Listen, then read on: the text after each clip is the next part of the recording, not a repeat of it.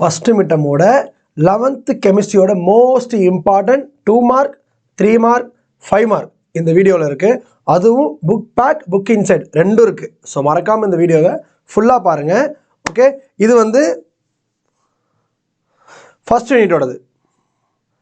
Screenshot எடுத்து வச்சுக்கோங்க, இது ரொம்ப யூஸ்ஃபுல்லாக இருக்கும். ஓகேவா? அடுத்த செகண்டு, அடுத்த lesson 6th lesson, 7th லெசனோடது, 11th லெசனோடது. ஓகேங்களா? இதில் புக் பேக் புக் இன்சைட் ரெண்டுமே இருக்குது. அடுத்து இதே மாதிரி 5 மார்க் கொஸ்டின் கொடுக்குறோம், நல்லா பார்த்துக்கோங்க. இந்த பாருங்கப்பா, நீங்கள் 10th படித்த மாதிரி வெறும் புக் பேக் மட்டும் படிக்க முடியாது.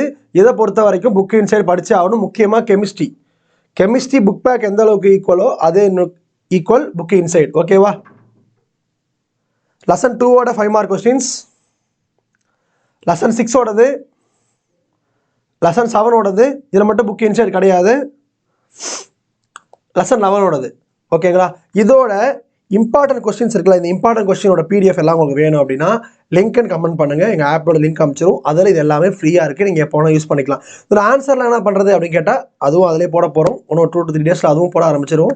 நீங்கள் அடுத்த எக்ஸாமுக்கு அதை யூஸ் பண்ணிக்கலாம். ஸோ மறக்காமல் லிங்க்னு கமெண்ட் பண்ணிடுங்க. நான் எனக்குலாம் இதெல்லாம் தேவையில்லை, நானே படிச்சிடணும் அப்படின்றது தாராளமாக அதை விட்டுறலாம்.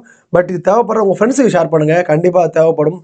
மச்சான் ரொம்ப இம்பார்ட்டன்ட் கொஸ்டின்லாம் அமைச்சிருக்காங்கடா, ஸோ 10th மாதிரி கிடையாது போல 11th, ஸோ ஒழுங்காக இப்போயே படிச்சிடணும் அப்படின்னு நினைக்கிறவங்க எல்லாருமே மறக்காமல் உங்கள் ஃப்ரெண்ட்ஸ்க்கு ஷேர் பண்ணிவிடுங்க. டாட்டா.